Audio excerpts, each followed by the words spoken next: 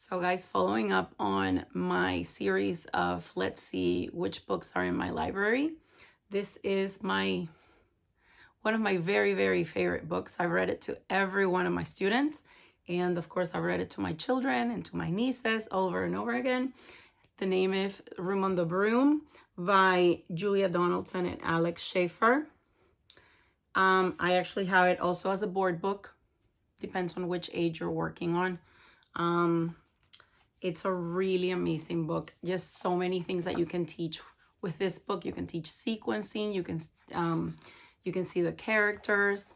There's a really good story. I don't want to spoil it for you, but it's about a witch that travels in a broom, and she has a cat.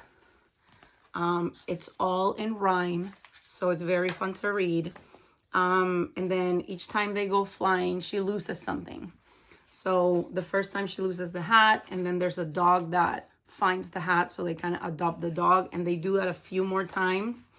And then they do it so many times, and they kind of adopt so many animals in the way that there's a point where the broom breaks because it's too heavy. So the witch gets lost. And as she's lost, she is threatened by a red dragon that wants to eat her. And then the adopted animals go to her rescue and ultimately rescue her. So she's so thankful that at the very end of the book, she creates the most magnificent broom. And the magnificent broom has room for everybody to be safe. So they fly off and they stay together. So it's a really wonderful story.